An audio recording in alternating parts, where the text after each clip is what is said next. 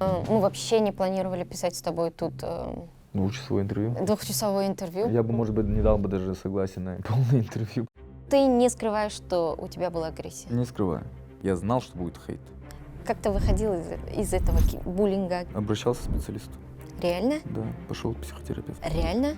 Он офигенный, я горжусь этим подкастом со всех сторон. Я считаю, что это был лучший мой подкаст. Смотри, болды ғой, иә? Қазақша қоя берсең болады, иә? Я болады қазақша қоя беріңіз. Вообще, қанат или кана? Кана, давай, кана, иә? Қалай ыңғайлы сізге, менде қанат та, Жоқ, кана сен да. дей берші, пожалуйста. Потому что сіз это создает вот этот вот. Сен. Сен, иә. Біз қатарласпыз, біз амандаспыз.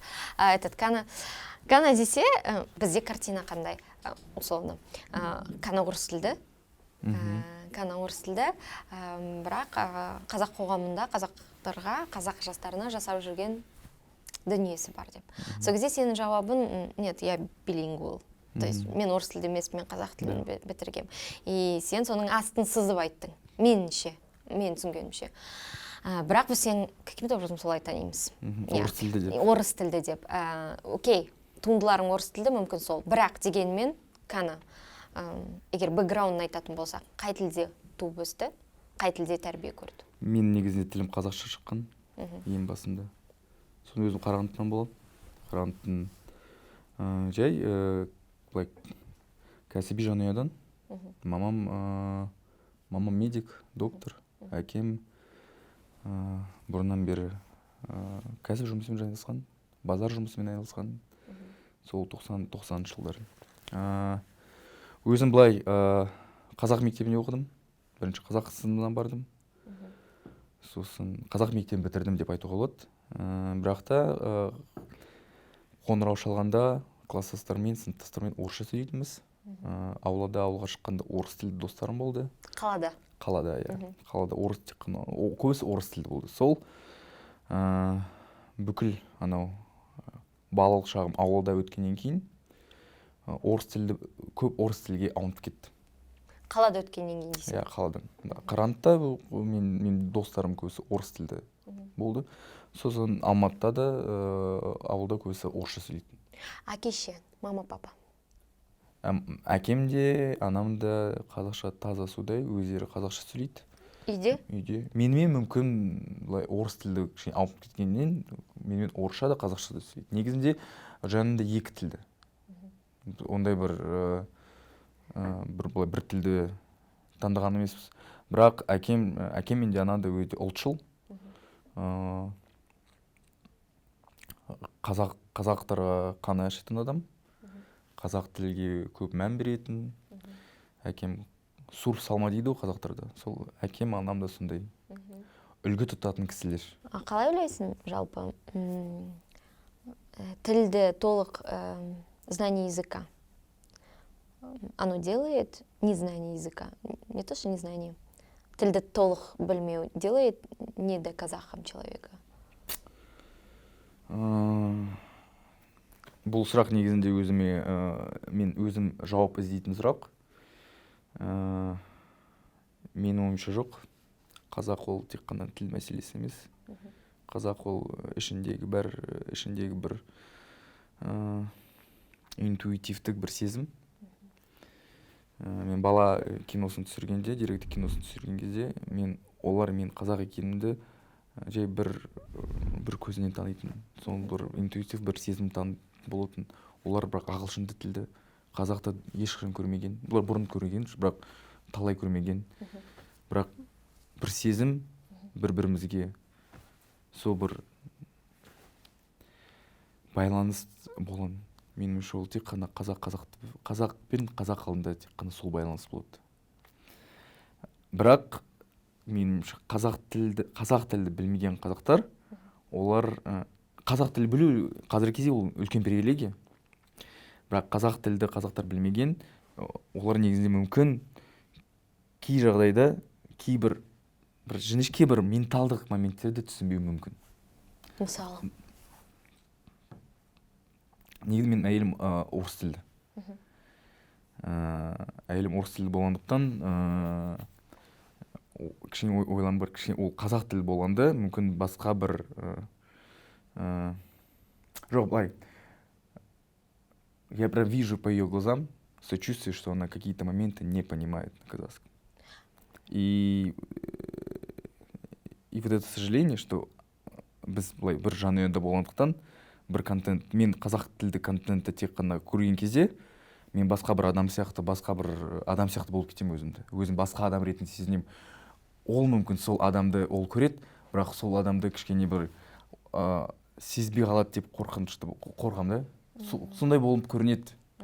И соның көзінен мен көрінемін, что одан кішкене бір былай қазақ тіл білмегеннен кейін ба, қазақ тіл білмегеннен кішкене сондай бір өкініш бар, көзінен көрінемін. Интересно. Да. У меня есть такое, что мы вот бываем, вот был момент, я с братом, мы смотрели Казах Таймс, а я люблю эту программу, и просто я вот не мог остановиться, и смеюсь, и она на нас смотрит, а мы с братом, и она говорит, блин, я вам завидую, я вот на вас смотрю и не могу, и хотела бы я это все вот понимать. Я говорю, ну, еще все возможно. Как раз ауылдарды көп аралайсың ғой, правильно? Шымкентке барасың. Условно, ты смотришь казаха, да, условно, казаха. И сондай кезде не бывает такое чувство, где-то посередине я застрял. У меня никогда не было чувства, что я где-то посередине. У меня было всегда четкое чувство, что я казах, и никто у меня этот статус не может забрать, даже если я не буду говорить на казахском языке. И никто не вправе мне говорить, что я не казах или не до казах. Что делает тебя казахом? Просто я родился уже казахом. Меня делает, что я родился казахом. Меня делает факт. Я родился в Казахстане, мои родители казахи, мои предки казахи. Я по паспорту казах. Меня делает никакой факт, что я не могу, даже если я не буду плохо говорить на казахском или не знать историю. Меня делает не казах. Это факт. И наоборот, наверное, это ошибка, что мы пытаемся делить казахов на подказахов. Какой казах? Я вообще считаю, что я как раз-таки тот самый мостик, возможно, среди, потому что мои друзья русскоязычные, в разговоре них я представляю интересы казахоязычных, казахов, они считают, что я там националист для них. Для казахов таких традиционных я асфальтный городской ребенок, который не понимает казахов, которые, хотя они не знают бэкграунд. У людей свое собственное мнение, и на что они тоже имеют право, но я лично никого не сужу. Для меня все казахи просто потому, что они казахи. А что ты видишь? Какую разницу? Где какие-то стигмы, стереотипы, недопонимания? Есть четкое недопонимание между... Короче, я вам так скажу, что мен Қарағандыда тудым, Қарағандыда ауылда болдым, мен әрдайым Шымкент қаласына баратынмын, әр жыл сайын. Өйткені менің әжем, сол мамасы Шымкентте тұрған. И я каждое лето должен был доказывать, там, ауылдағы балаларға, доказывать, что я могу с ними играть в футбол. Потому что я приходил, такой русскоязычный мальчик, уж такой карагандинский, больше говорю на русском, говорил на казахском, но мне нужно было доказывать им, что я могу с ними дружить. И это было всегда через какую-то пассивную агрессию, через агрессию. Но я понимал, что это просто их процесс моего принятия, и всегда мы находили точку соприкосновения в футбол. Да, я всегда говорил, я буду лучше играть в футбол, чтобы они меня приняли. И перед летом я всегда готовился, чтобы хорошо играть в футбол, чтобы они меня приняли. Для меня было важно, чтобы они меня принимали. Наверное, каждый решает для себя, важно ли ему вообще это, чтобы его понимали. Ну, для меня это было важно. Я хочу, чтобы меня понимали казахи. Казахоязычные, чтобы они тоже считали меня своими, потому что я их считаю своими. Я их не делю. И русскоязычные казахи я их тоже не делю. Ну, есть факт, да, что они тоже мои. Мы сограждане, они мои граждане. И у тебя на этом фоне есть какие-то планы? Мен ойлам, замандас тек қана орыс тілді болады деген ойда болғанмын бірінші. Алдында бастаған кезде сегодня, ну, как бы понятный же формат, он должен быть, ну, я русский говорю на русском, ну, хотя бы поправить, я пытался улучшить свой русский язык замандас, то есть там даже я сейчас не говорю о казахском языке, я пытался улучшить свой русский язык, и он тоже достаточно сильно страдает. И содан уақыттан жобадан кейін мен түсіндім, мен былай қазақ тілі көбірек болсын, өзім үлес қосамын. И замандаста қазақ тілі спикерлер келе бастады. Олармен өзім былай орысша кішкене ыңғайсызданам да, орысша сөйлегеннен. Неге? Білмеймін, олар қазақша сөйлейді ғой, мен қазақша білемін. сөйлеймін. Бірақ бір телевизионный образ да бар. Ну, и вот этот образ мне нужно было чуть-чуть самому пройти через собственную, ну, так сказать, комплекс. Образ это как? Ну, образ, я как там персонаж, я такой говорю, ну, вначале, да, и было тяжело переключиться. То есть изначально переключиться, что я могу говорить на казахском языке. Пришел ко мне гость Шиза, и я знал, что он будет қазақша сөйлейді. Я думаю, ну, ол сөйлейді, мен кішкене бастаймын, и попробуем на двух языках, что и в целом как бы тоже отображает реальность нашей страны. Ну, не смог я на русском. Он сел, и у меня не пошло. У меня вот я такой себя здесь стоплю. Давай на казахском начну. И начинаю на казахском говорить. И каким-то образом, в принципе, плюс-минус там 60/40 провел на казахском языке, что для меня это было большой гордостью. Я такой, вау, значит, я могу, значит, мен қолымнан келеді. Не всегда, к сожалению, не всегда получается. Иногда бывает, вот я сейчас готовлю к спикеру, сейчас қазақша бастаймын. И вот этот switch не всегда происходит. Это тоже тренировочный момент на самом деле. Быстро переключать язык в голове. У меня он не всегда получается. Пошел к ребятам на Дубсюс, я думал, все, сейчас казахша не смог переключиться, да, сразу начал. Вот сейчас с вами, кішкене было более-менее, у меня началось получаться переключать язык, да, и там переходить с одного языка на другой язык. Бірақ шынымен де ол оңай емес екен. Енді келесі осы маусымда қазақ тілді қонақтармен көбісі қазақша сөйлейді деген өзімнен үміттенемін. И жаңа маған бөлу туралы айттың ғой. Круто. Скажи сондай бір моменттер, которые тебя раздражают. Не раздражают, а ты считаешь, что это неправильно. Мен өзімді бір травмамды айтайын. Мен арыс кезінде барған кезде сол мені бөлді ғой. Мен арыс кезінде бір репортер ретінде арыс қаласына жарыс кезінде мен репортер ретінде өз ниетімен репортажға өз ниетпен барған едім. Сол репортаж жасау үшін. Бірақ сол кезде мен аса қазақ тілі болмағандықтан, мүмкін олардың көзінде өзім былай татуировкам бар, өзі былай олар бойынша сондай қазақ емес ретінде олар мені шыны керек кәріс деп санады. Түсінесіз ба? Мен олар үшін көмекке келсем, олар мені түсінбей қалды. Мен олар халық үшін келсем, олар мені түсінбеушіліктен бір сол ұрыс болды. Да? Да.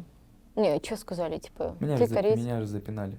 Кто запинал? За мной бегали 50 человек, больше 50-100 человек хотели отобрать мою камеру. Просто подумали, что я иностранный какой-то агент. Реально? Что это в Арысе? Что это было? Во время взрыва в Арысе, во время взрыва я поехал как репортер снимать сюжет. Днем я снимал их проблемы. Люди, они мне говорили все свои проблемы. Все, я закончил репортаж. И мне нужно было снять последнюю сцену. Мой ассистент на тот момент, мой младший брат, пошел и начал снимать фрагмент, где между собой, это даже не люди, не жители Арыса, это волонтеры. Вот. И волонтеры начали делить между собой какое-то недопонимание. И это недопонимание попало случайно в кадр. И они начали ругать моего ассистента. Я защищаю его и собираюсь уйти, и они мне не дали просто так уйти. Они хотели забрать материал. Видимо, что-то попало в этот А где кадр. Вы прочли, что они подумали, что вы корейцы? Это были слова сказаны? Да. Потом в эфире я смотрел, тогда был перископ еще, это то время. Я увидел эфиры, где были в эфире, анау кәріс оңбаған бірдеме қазақтарға айтады екен деп, соны ұрайық деп. Да, и за мной гнались, хотели забрать камеру. И такой вот случай был из моей жизни. Не обидела? А? Не обидела? Конечно, обидела. Конечно, не то, что обидела, это я даже замкнулся в какой-то момент. То есть у меня забрали возможность говорить что-либо или действовать за народ. Понимаете? Ты не наш. Ты ничего не говори. Мы тебе... Ты хочешь помочь? Не помогай, мы сами справимся. То есть это как бы... Я прочитал этот жест так, и его даже я помню, потом вспоминаю, как это отразилось, даже когда я хотел там выйти на какие-то там поддержку или выйти на митинг. Да, я себя сдерживал просто потому, что, наверное, там мне не место.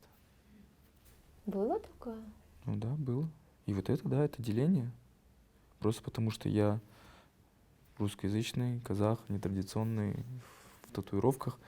Они сказали, ты, ну это же тоже, это же деление. И я против этого деления, я бы не хотел бы, потому что я, когда что-либо случится, я поеду за этим. Я как репортер буду освещать и проблемы их. И я, ну, я как бы, ну, это только момент, но я их тоже понял. Я просто понял, окей, почему это так. Понимаю, что большая пропасть между нами, да, пропасть между гражданами, пропасть в идентичности, пропасть в идеологии. Мы бір-бірімізге жаумыз, бір-бірімізді таптастаймыз, біреуді көтереміз, біреуді тастаймыз, тастап түкіреміз. И да, и вот у меня как бы вот такой, не плюс-минус, такие фрагменты моей жизни встречаются. Что из-за того, что я идеологически как-то могу быть не согласным, они считают меня, что я не за них. Хотя я за них, и знаете, я еще даже не хочу говорить, вот я за народ, я тоже такой не хочу вот эту призму. Если я считаю, что мой голос важен, и сейчас я хотел бы сказать его, я использую этот голос. Окей, у тебя разные люди, появляются, у тебя и музыка, и политика. Вообще, ты сказал, что в большом кино ты, ну, как бы художки ты себя не видишь, в принципе, да? Ну, как бы сейчас. В чем ты себя комфортнее чувствуешь? Где В документальном кино. в истории человека, да? Да, в сторителлинге, в истории. Мне кажется, я очень интуитивно, четко чувствую человека и могу передать его эмоции с помощью картинки, с помощью своего мастерства, ремесла. И это у меня хорошо получается. Я вообще считаю, документальное кино — это, ну, громко сказано, но это одно из высших пилотажей искусства. А что ты скажешь тем, которые считают, что то, что ты делаешь, это не документальное кино? Тебе говорили это? Ну, документальное кино, я не помню, что... Ну, возможно, нет, мне говорили, но... Окей, если это не документальное кино, ну Волговаеву часто говорят, у тебя не документальное кино. Вообще документальное кино, у него есть разные формы. Да, и Иран Балгалаев тоже это документальное кино, но просто на форме такого, да. Но это тоже документальное кино. Да, у меня говорят, что это может быть не документальное. Какие-то вещи, которые я, может, снял, которые я думал, что это документальное кино, я, может быть, сейчас могу сказать, да, это, может быть, больше был байопик, там, может быть, был какой-то срез, да.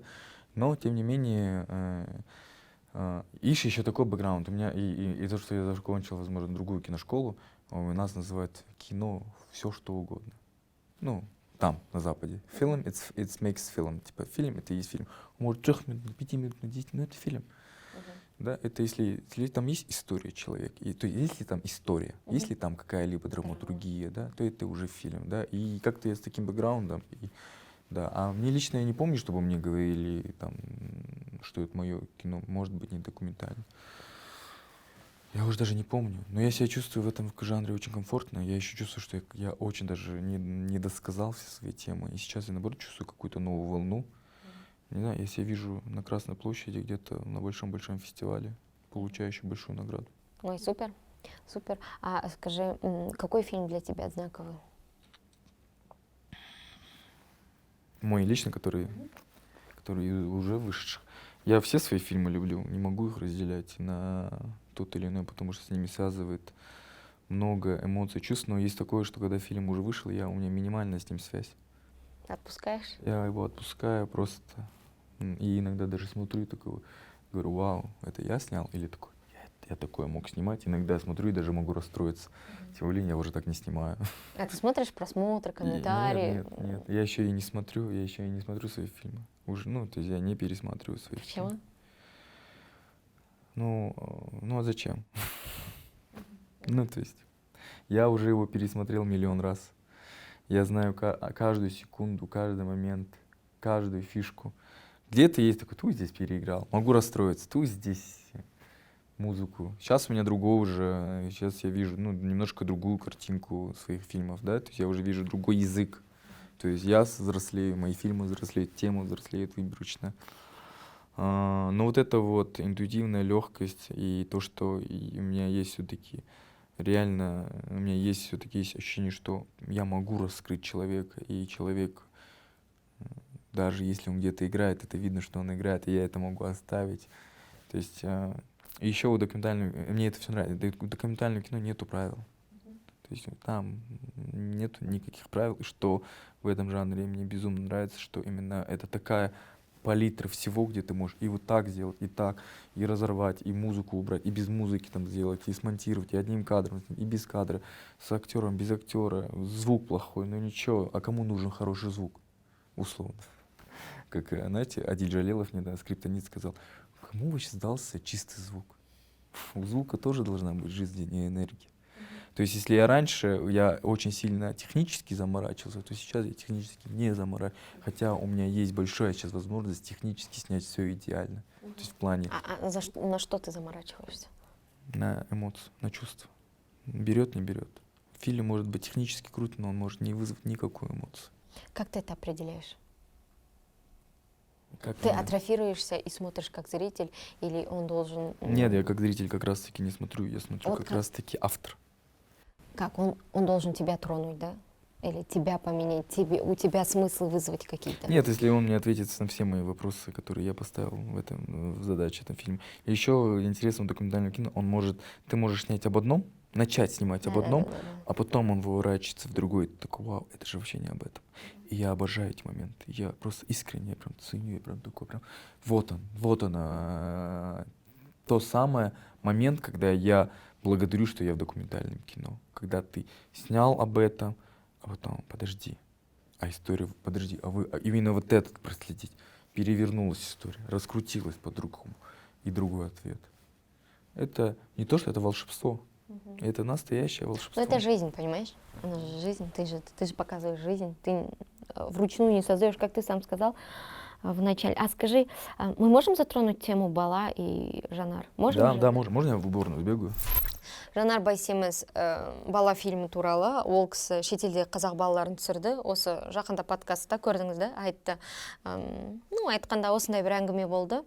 Бұл идея әу бастан менен шықты, одан кейін каналеп алып кетті деген сияқты, иә? Қалай қабылдан? Былай қабылдан, туй, вот так. Вы что, серьезно? Менің ойымша енді... Не, почему? Что это? Типа...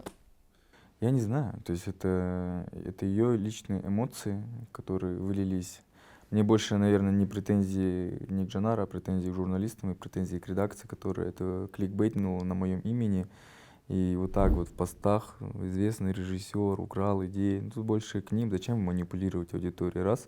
Зачем когнитивно менять мнение аудитории и направлять ее на меня? Зачем? Потому что мне приходили личные неприязни. А потом тебе писали? Конечно. Что писали? Ятын қайда, ер жігіт болу алып, Реально? Конечно, конечно. То есть вот эти вещи не очень приятны. То есть у меня был, условно, я еще переживал вот этот наплыв комментаторов с Хуанышем, да, после Замандаса. Тут еще вот это, я такой, тьфу, у меня даже силы и энергии нет вот это разгребать. Сейчас я еще с этим не разобрался, да. Ну что я могу сказать? Нет ничего запатентованного, да, и творческие идеи могут быть у всех. Я даже как пришла? этнически, даже я не помню, не припоминаю, что я у нее как-то мог позаимствовать. То есть у меня даже мысль, что, короче, было вот так. Скажи. Давайте, в 2013 году я переезжаю в Соединенные Штаты учиться. И переезжаю учиться, и еду в остров Мартас Виньерд. Я знаю. Кайсулу. Тот дом. Ну как я попал к этому дому тоже? Я поехал в Мартас Виньерд просто потому, что мой лучший друг Мага работал по Work and Travel в этом острове. И я поехал навестить его. И он мне сказал, я встретил здесь казашку, она, оказывается, adopted. И в первый раз в жизни я услышал о том, что казахские дети могут быть adopted by American, ну типа американцами. И тогда я об этом как-то, может быть, слышал, но я не слышал даже до этого, возможно. Я такой, или ты серьезно? Я говорю, я нашел адрес этой девочки. Я пришел в гости, просто сказал, мы из Казахстана, я пришел вот в тот дом, про который ты потом снимала репортаж про Даяну. Я познакомился с Даяной, я с ней пообщался. Я попросил, могу ли я сфотографировать, я даже не снимал видео тогда, я был фотожурналистом, до этого работал на редакцию Vox Populi, да, до учебы. И нет-нет, я редакции отправлял свои материалы из Америки. Тогда вот появился материал казахстанцев в США. Это не был видеоматериал, это был фоторепортаж. Я писал фотографии и писал текст. И у меня пришла идея, что я напишу о... я сфотографировал ее, сфотографировал и написал редакции, что я бы хотел бы когда-нибудь, я бы хотел бы снять фоторепортаж. Они такие, да. И потом помню в комментариях, кто-то мне, когда вот я делал серию казахских в США, мне в комментариях написали: Кнат, сделай обязательно про казахских детей. И я написал, да, я в комментарии ответил под этим постом на Vox Populi, сказал, да, я бы когда-нибудь хотел бы снять. И на это обратила внимание моя подруга, знакомая Айжанкул, которая училась тогда в Вашингтоне. Да, Кулмахамед. И она мне написала, говорит, Канат, если ты хочешь этот вот репортаж, у меня есть знакомый, я знаю здесь в Вашингтоне тоже казахские семьи. И я поехал, вот благодаря даже, вот, возможно, тут благодаря не Женар, благодаря вот Айжанкул, да, вот можно ее, наверное, благодарить и дать кредит Пала, почему, как родился, это вот, она заслуживает большого кредита. Но в то время шетелде казах балалар снималось. Я еще не знал об этой программе, скажем вот так. Елшілер вам не тебе Подождите. не... Окей, давай. Да, я снял с Айжанкул детей, которые жили в Вашингтоне.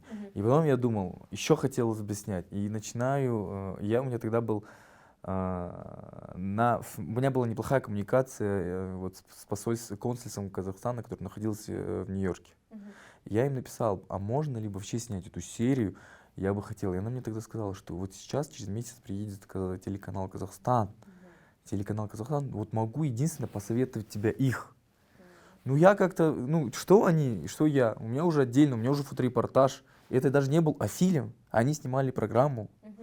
И я сам по себе снял фоторепортаж и выложил его тогда. Забыл о этой программе. И потом посмотрел, не забыл, и потом я начал смотреть «Шетелде Казахстар», посмотрел, что-то понравилось, окей. Понял, что есть такая программа. И рад был, что есть такая программа, что эта программа вообще существует на телеканале. То есть у меня даже не было такого, класс. Да, были какие-то моменты, которые мне даже задавались вопросы. Какие? Я уже сейчас точно не помню, но и помню, вспоминаю, точно помню, что был момент, что они обращали внимание на именно ту серию, не все, ту серию, которую одну вот я рандомно включил, там было такое, что акцент был на религию детей. Как будто они поменяли. Они религиозные, да, это Америка. Я думал, разве это важно? По мне было, разве это важно? Я такой, и все, и закрыл, и не стал досматривать эту программу. Все. Я дальше учусь. Время прошло, я становлюсь режиссером. Я хочу снимать документальные фильмы. И когда я начал снимать свои документальные фильмы, я просто беру, у меня же тоже какой-то бэкграунд, и начинаю тему. Я понимаю, что создание документальных фильмов похоже на бэкграунд, на мой опыт в фотожурналистике. Берешь одну тему и ее начинаешь исследовать, только меняется твой инструмент. И я решил, надо переснять те фоторепортажи, которые я снимал до этого. По-новому, по-другому, с новым взглядом. И я уже начинал серию снимать казахи в США, я понимал, что должен быть казахские дети в Америке. Это должна быть. И как это получится? Как я вообще прошла идея? Я сижу и просто написал пост. Хочу снять про казахских детей в Америке. Никогда не пробовал. Может, сделаем краудфандинг? Я смонтировал тизер, выложил тизер. Говорю, вот у меня есть, одну семью снял. Вот здесь одна семью, которую я снял. Но я бы хотел проехаться по всей Америке, масштаб показать Америки и снять большинство детей, которые я могу снять. Моя маленькая, достаточно тогда, но преданная аудитория мне собрала краудфандинг, деньги на это. Сколько вы собрали? $5000. Вау. В то время? Это был один из успешных кейсов первого краудфандинга. Я забрал эту сумму за 4 дня. Сколько у тебя подписчиков было? Не знаю, не так много. 10 тысяч, может быть, вот так. Супер. 10, да. Но, то есть это фильм на краудфандинг? Да, меня хорошо поддержал тогда Алишер Иликбаев. Он свою аудиторию направил, просто сказал, вот это же, это вот наш парень, короче, он меня работал, давайте ему поможем, Это было вот с его большой поддержкой я собрал, вот так скажем. И лояльность хорошей аудитории, да. Но я снимаю этот фильм, первую часть, и я понимаю уже тут, маған енді аманат ретінде берді осы $5000. И я не мог просто снять.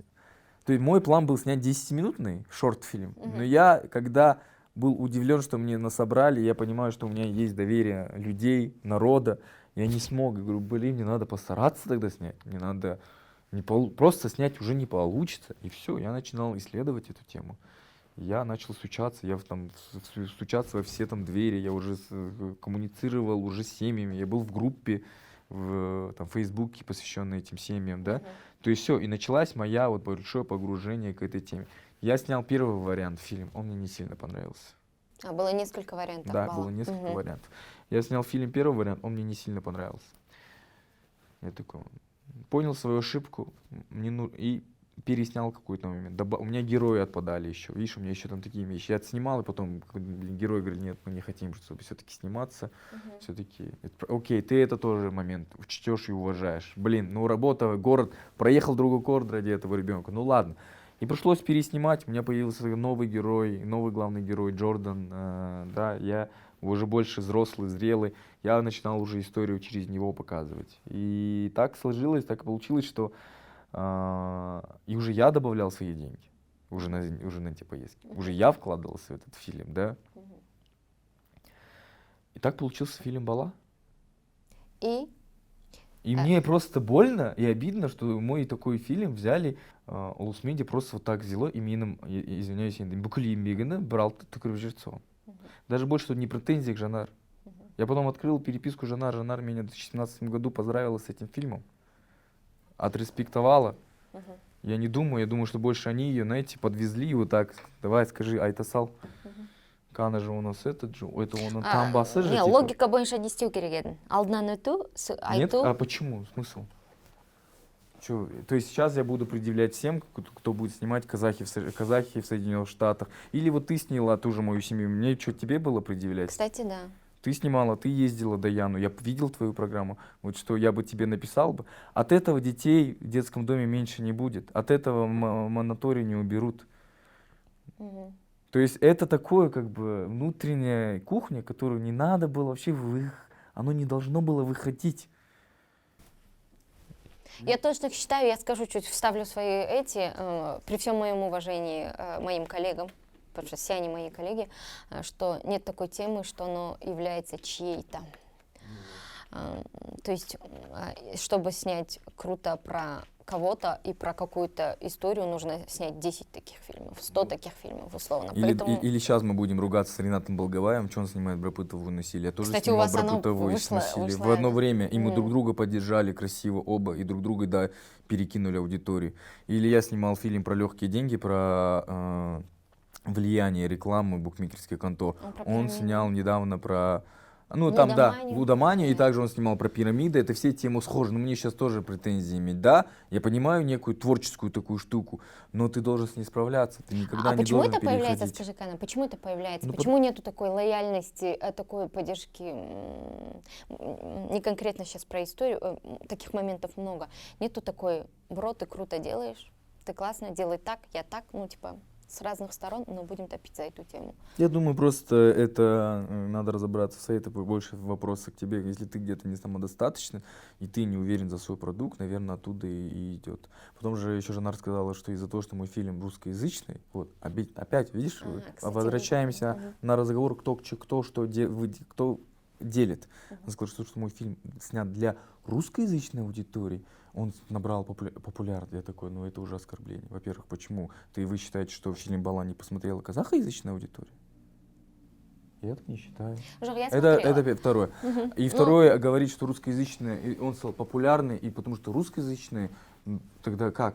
Тогда что, а казахоязычные, что они не смотрят интернет, у них что, интернета нет? Нет, кто так оценил, почему считают, что шетелде казах балалары менее популярны? Где он менее популярный? Ну, она сказала, я не знаю, что я тоже не считаю, потому что, во-первых, у меня был ресурс, мой YouTube личный канал, у тебя был ресурс государственного телеканала.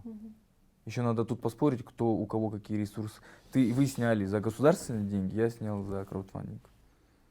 Тут еще надо поспорить, у кого какое сильное влияние.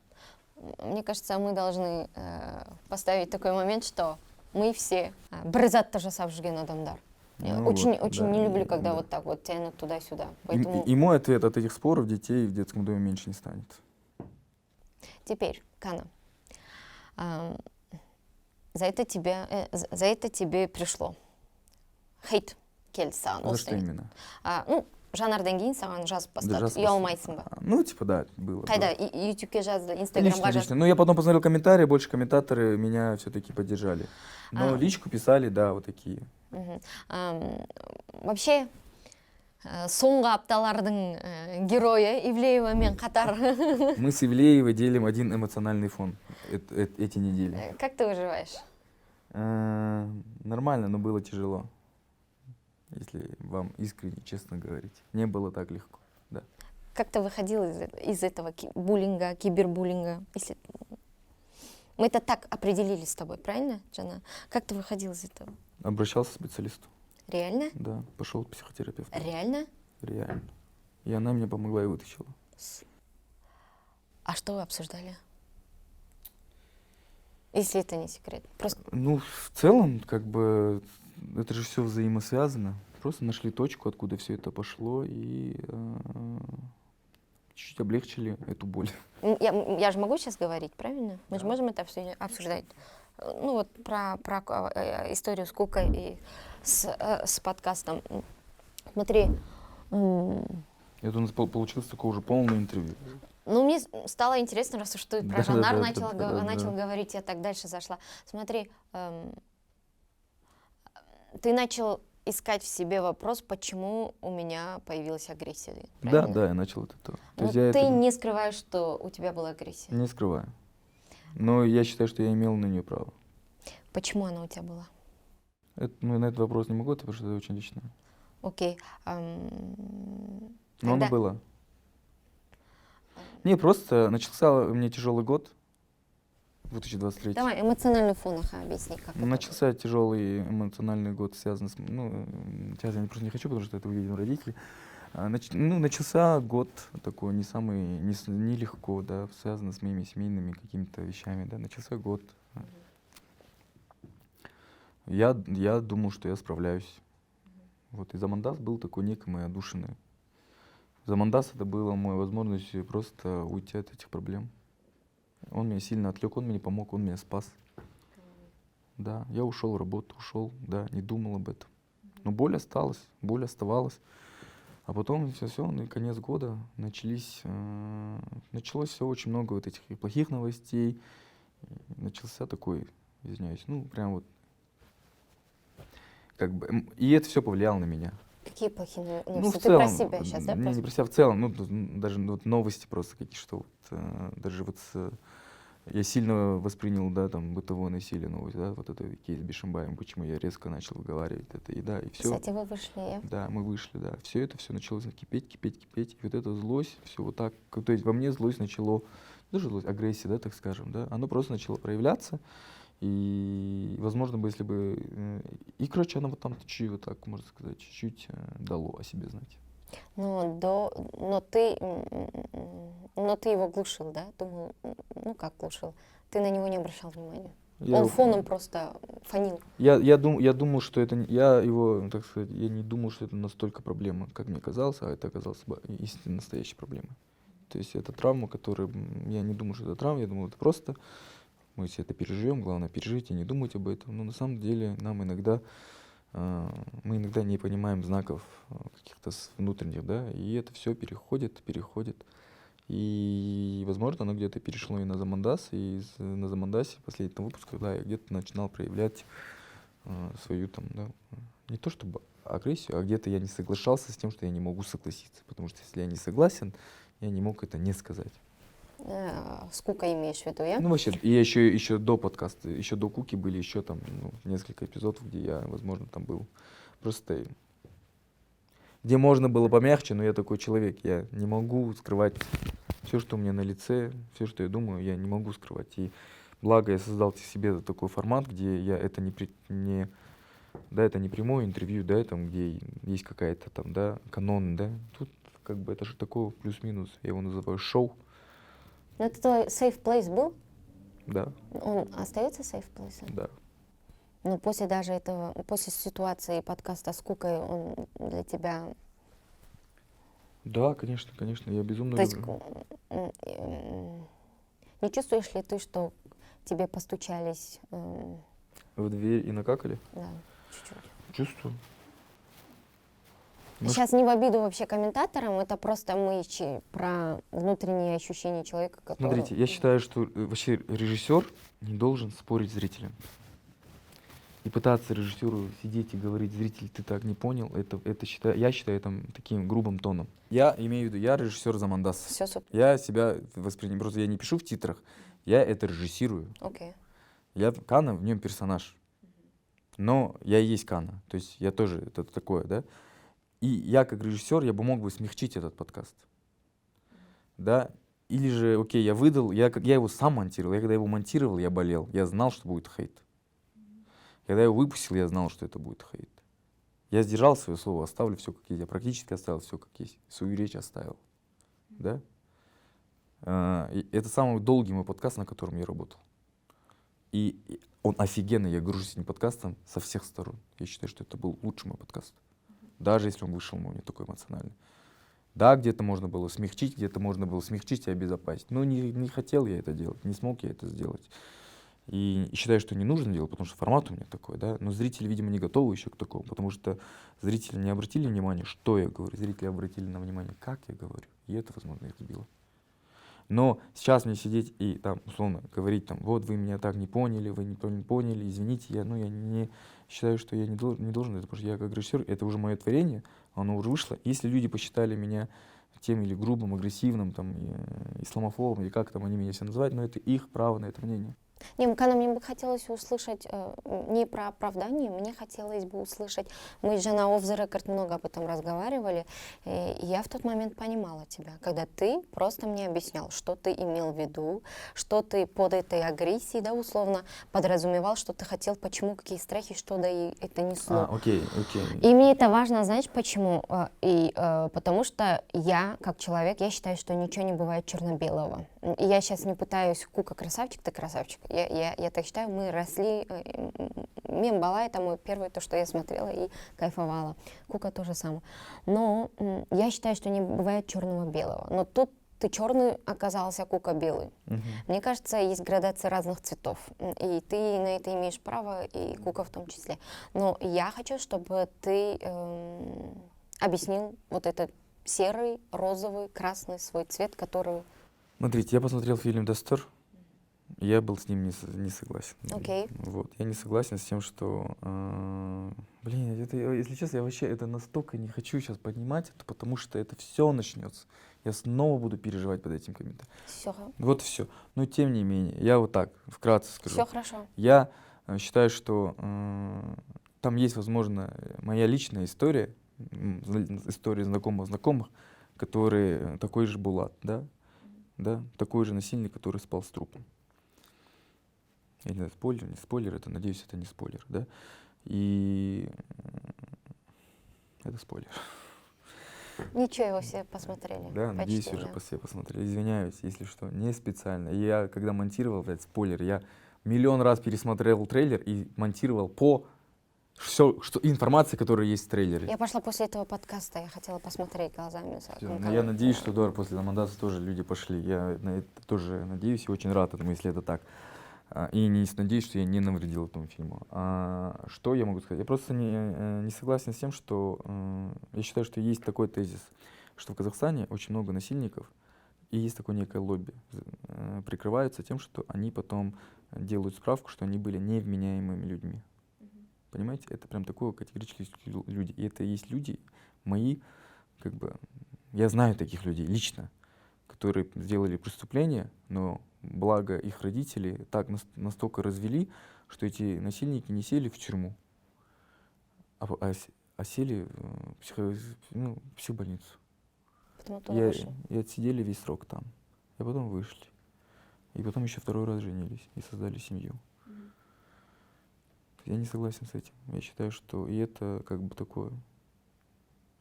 Ну и плюс я не согласен, там вот, повестка. Есть душевно больные, есть джинны. Это из темы с джиннами, да. То есть куча есть душевно больных людей, которых лечат, которыми делают клеймо, что в них есть вселился джин. Я с этим не согласен. Потому что душевно больных людей в моем окружении, уже я взрослею, И чем я взрослее, их становится чаще. Они могут быть родители моих знакомых, они могут быть мои знакомые, они могут быть моими друзьями. И ты не хочешь, чтобы они оправдывались джиннами? Хочешь, чтобы они лечились или что? Да, да. Я не хочу, чтобы в них видели, что в них кто-то вселился. Я хочу, чтобы они лечились. Потому что моим друзьям лечение помогло. Мгм. А этот фильм пропагандирует. Я ничего не говорю, что он пропагандирует. Я это увидел. Окей. И как бы я посчитал, если есть сейчас возможность моя сказать, вот у меня есть Моя возможность, точка зрения. единственная вот возможность сейчас в это время я хотел высказаться и сказать это мнение, да. Оно получилось невнятным, к сожалению. Но буду работать над ошибкой. Буду внятнее звучать в следующий раз. Как бы у меня единственное, что я вам так хочу сказать.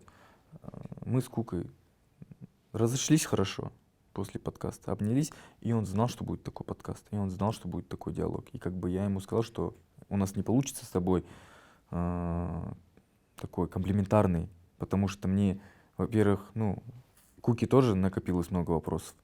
И это было бы странно, если бы я бы промолчал бы там, да, на какие-то вопросы и не сказал. Я благодарен Хуанышу, что он мне дал возможность, чтобы этот подкаст состоялся, Ну, да, потому что он бы мог тоже сказать, давайте не выпускать это, да, он бы мог бы сказать, я не хочу это выпускать. Он А мог, ты показывала или как? ничего я не показывал, А он какой? согласился на все мои условия. Мгм. Никто не Какие у смотрит, тебя никто не условия были? показывает. Ну, были условия такие, как бы, никто не смотрит на редакцию, на монтаж. У него была просьба по спойлеру. Я как бы, ну, мне казалось, что я выполнил эту просьбу, да, там, возможно, он мне, правда, позвонил, там, блин, был небольшой спойлер, и я даже был готов, и уже был готов даже срезать этот кусок, а потом сказал, ладно, халдрамс. То есть я ему благодарен за вот эту возможность, и благодарен, что эта возможность осталась, что этот фильм мы обсуждаем, и как поп-культура для меня это важно, и важно, что это останется в коллекции Замандас. Да-да-да, супер. Да, и не каждый режиссер может пойти на такой разговор в открытую, да, и в открытую вот так дать, вот, быть, знаете, оголиться вот так полностью и выдать. Вот, я только это могу сказать. Ты сказал про ошибки. Какие ошибки ты говоришь? И будем извлекать уроки из этого? Да, конечно, конечно. Какие? Оперировать аргументами и эмоциями или как? Да, больше, наверное, не выходить на эмоцию, а говорить, чтобы все-таки мой голос меня услышавший, что я говорю. Там еще просто был момент, что во время с Ержаном мы разваивались с Ержаном, и у меня на самом деле четкий был план. Я шел по своему плану до 2,5 часа, я иду очень четко, красиво по своему плану. Потом то, что Ержан говорит, я не посмотрел этот фильм, почему вообще это обсуждали? Ну, и тут как бы это было еще перед гостем, мне стало очень неудобно, что мы внутрянку обсуждаем перед гостем. И я на этот момент отвлекся, и я уже сбился, и все, и я уже потерял нить вообще сути, что я вообще говорю. Хотя у меня был большой блок обсудить тему джин, потому что я готовился к этой теме. Я посмотрел фильм, и я начал готовиться к этой теме. И у меня были очень много вот таких хороших тезисов, которые я не смог высказать на этом подкасте. Ну и вот так. А уже как бы смысла, ну что там. И сейчас говорить каждому комментатору, выходить, о, вы не так поняли меня, ну, то есть я не хочу это делать. То есть мне даже незачем, да, то есть я надеюсь, что я как свою задачу, как задача хоста, я раскрыл своего гостя, я дал ему высказать. Как? Но он высказался, он сказал, в основном он говорит на этом подкасте. Я мог срезать ему, сказать, слушай, у нас хрон 2,5 часа, давай нет. Я дал ему максимальный хрон, который я могу дать. Да? То есть я дал ему очень большое внимание. Я такое внимание бы никому больше не давал. Я думаю, я все сделал, надеюсь, все сделал по красоте. Потом, Но получил больше я. Да, потом Кука позвонил, узнавал, Нет, я позвонил и узнал, как он себя чувствует. как он себя чувствовал. Ну, сказал, что фильмом занимается. Вот и все. Ну, я сказал, что давай это... Красиво надо закрыть эту историю. Бір-бірімізге замандас болып қаламыз. Какой был у меня план, что в первую очередь у нас будет уважение к друг другу. Такому и должно быть. То есть уважение в первую очередь. Если есть ко мне какие-то обиды, то я извинился перед ним, сказал, если есть какие-то реніш маған болса, кешір. И вот, и он тоже извинился за... тоже со своей стороны тоже принес извинения, сказал, что вот. И бір-бірімізді былай, как бы, телефон арқылы құшақтадық. Опять, сори про буллинг последний, потому что это очень важно. Потому что оно уже невидимое. мы же думаем, что мы написали, и мы забыли. Кибербуллинг? Я сижу, листаю, и мне в куске, я не знаю, вообще, я как-то что-то восприняла, я написала, и я забыла, по сути. Я просто как контент-мейкер понимаю, что сколько бы ты ни отвечал, сколько бы ты говорил, что комментарии не смотрю. Конечно, смотришь. Каждый бьет, знаешь, вот отсюда и до сюда, и ты заходишь, ты не знаешь, кто это человек, как ты сказал, да, ты не знаешь. Лучше бы они мне в лицо сказали бы. У меня хотя бы была возможность были им в лицо ответить. Но мне никто в лицо не подходил, не говорил. Как все это началось? Как ты это понял, что что-то вот большое? Ты думал, что я знал, что такой хейт будет. Но мне кажется, он перерос тебя. Он перерос моих ожиданий. И когда ты понимал, что эта волна к тебе вот? Ну, я сразу же, я понял, что еще люди, не досмотрев подкаст, уже начинали писать. И комментарии. Может быть, я надоел, может, они устали от моего лица, потому что каждую неделю видят мое лицо, лицо умничает и что-то говорит. Я думаю, вот это тоже эффект есть. Люди начали писать, люди, которые начали, новые зрители смотреть, они смотрят и читают комментарии. Это когнитивная деформация мнения. Это мнение на них тоже может подействовать. И это все волной. Люди выбрали одну сторону, потому что удобно быть, где большинство. Я остался в меньшинстве. И это тоже нормально, как бы это мой путь, да. И моя задача была рассказать и сказать свое мнение. Я рассказал свое мнение. Но насчет кибербуллинга.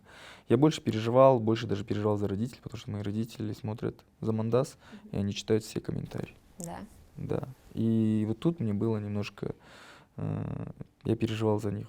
Они мне могут сказать, что они не смотрят, но я знаю, они смотрят, они все читают. И тут больше, наверное, задело моих родителей, за что я немножко так, да, задело моих там близких, да. Я окей. И меня тоже задело, я не скажу, что я такой сижу так, да, я очень эмпатичный человек, я очень чувствительный человек. Из-за этих моих качеств, наверное, у меня получается снимать чувствительные фильмы, и эти фильмы, да. Ну, меня растоптали, затоптали. Я принимаю. Урок какой? Я не буду больше подсаживаться на любовь аудитории. Я не буду стараться ради аудитории завоевать их любовь. Я буду самим собой. Я не буду заигрываться с любовью, чтобы в следующий раз, когда они будут меня растаптывать, мне не было сильно так больно. Сегодня они тебя коронуют, завтра танцуют на твоей могиле. Вот и все. Я когда сюда пришла, я заметила... Мы же с тобой встречались пару раз. Я не говорю, что мы там тесно общались. Но мы встречались, ты был всегда в работе негде, концентрирован на картине, на работе. Я сегодня зашла, я почувствовала, возможно, почувствовала этот вайб тревожности, что ли, мне как-то стало чуть-чуть, или нет, не тревожности. Беспокойство какого-то. Он у тебя сохраняется или это я? Не, я сейчас очень спокойный. Спокоен? Я достаточно спокойный. Это прошло все? Да. То есть я сегодня поиграл в баскетбол, это все, я вам скажу так, я бы никогда не променял бы этот опыт. Никогда. Было не очень, было больно, было грустно. Там, да, не спал 2 дня, переживал. Я вам сейчас честно говорю, не хочу там строить. Переживал, думал там, но никогда бы не променял бы этот опыт. И благодаря этому я очень многому чему научился. Хороший урок был. Was good. Это как бы трип. Ты вначале не любишь, ненавидишь, а потом принимаешь и благодаришь за это. Супер. Я считаю, что это самое лучшее, что можно было получить. Да? Я считаю, что это быстро. Почему я спрашиваю, у тебя, значит, это быстро произошло. Принятие, осознание, этот гнев, там еще вот эти стадии. Да прошло уже сколько там? 2 недели. 2 недели. Так быстро. Ну, нормально. Поработал. Хорошенько. Я еще вам так, знаете, что скажу? Замандас забрал у меня очень много времени и забрал это времени от моей семьи. Забрал время у моей семьи, забрал время у моего сына, забрал время у моих родителей, у моих друзей, у моих документальных фильмов. Кстати, да, их стало меньше. Да, и за долгое время я снова захотел снимать. Я сейчас монтировал свой фильм, который снял. И за долгое время у меня появилась новая любовь к фильмам. У меня есть много идей. То есть это такое. Я думаю, это хорошо. Ты от Замандаса сейчас хочешь чуть-чуть отдохнуть? Хочу, но я понимаю... Ну, не то чтобы хочу. У меня есть выпуски, которые я еще не выпустил, надо их выпустить, которые я снял в прошлом году. Еще до Куки. Вот, мне их надо выпустить. А потом, потом я... Потом, возможно, возьму перерыв, потому что все-таки это не тяжело. Это full-time job. Да, это прям получилось full-time job. И точно я и уйду с формата еженедельного формата. Перестану еженедельно выпускать. Будет какая-то периодичность, пауза. Буду тщательно готовиться к гостям. Будет тщательная выборка. Будут стейтменты. Ну, хотя, надеюсь, к этому постараюсь, да, то есть подготовиться. Ну и пока действительно подустал, хочу отдохнуть, хочу уделить внимание фильму, потому что фильмы сейчас, что меня спасает, это мои фильмы. Ты там растворяешься? Я безумно растворяюсь и безумно счастлив, что я снова за что я полюбил фильмы, за что я люблю этот жанр. И понимаю, в чем мой талант, и я снова его увидел. Это круто. Потому что я тебя понимаю в этом плане, о чем ты говоришь. Сколько дней ты проводишь? Мы сидим в Замандасе. Замандас не зовет нас, но мы идем сами Замандас. Да, вы находитесь в студии Замандас. Мы находимся в студии Замандас. И, кажется, ты тоже здесь работаешь, или у тебя параллельно здесь кабинет есть, да? Я здесь работаю, и у меня еще один офис есть там, да. У меня 2 офиса. Здесь это мое личное такое пространство, где моя берлога, где я отдыхаю, смотрю, просматриваю. Вот смотрю, у тебя тут все так обустроено. Сколько ты находишься здесь, сколько дома? Я вам хочу так сказать. Прошлый год я действительно очень много находился здесь. И в этом году я больше буду находиться дома. Если есть еще про планы что-то. Скажи про семью, планы, семья. Семья. Уделить хочу внимание больше своему ребенку. У меня с ним безумно такая интересная связь. Семье, жене, я же говорю же, я мало уделял внимания и жене, и сыну. Не обижалась? Обижались, но я это не понимал и не слышал, понимаете? Когда обижаются, ты такой, почему ты обижаешься, что это, это же, ты же видишь, что ты понимаешь? А потом как осенило, я такой, да. Короче, восстанавливать буду эти вещи, эти связи. Супер. Да. Год большой, год, думаю, будет тоже прекрасно. Последний про сына. Сын один же у тебя, я? Да. Ұлың бар, да? Бір ұлым бар, Арлан. Сен сол бір ұлына, скажи, пожалуйста, что бы ты хотел внедрить? Қандай құндылықтар бергің келетін еді? Может, на русском? Каким человеком ты хочешь видеть? Я думаю, мне бы быть достаточно хорошим отцом бы. Өзімді әке ретінде былай жақсы болсам деген үміттенемін енді. Өзің сезінесің бе жақсы әке деп? Чувствуешь? Жақсы әке деп айтқым келмейді өзімді былай. Жақсы әке болуға тырысып жүрмін. Өмір бойы тырысам. Сол. Хочу его абсолютно любить, просто любить. Да, супер. Больше ничего не надо, по сути. Рахмет. Супер, у меня вообще не осталось вопросов, я кайфанула. Не от того, что у меня, даже если это выйдет, не выйдет, я кайфанула от процесса разговора. Рахмет Кана, потому что мы вообще не планировали писать с тобой тут двухчасовое интервью. Мы вообще к Кане пришли писать про русификацию, то есть про его историю казах тілді, орыс тілді. Да, я бы, может быть, не дал бы даже согласие на полное интервью, потому что я не был бы готов. Да, я такой еще говорю, я больше не даю интервью. Мы да и не планировали. Ну, так и получилось, да. И рахмет за доверие. Мне кажется, это про доверие, поэтому рахмет за доверие. И рахмет за время. Мне кажется, мы тут здесь 4 часа сидим. А что вы с этим будете делать, действительно?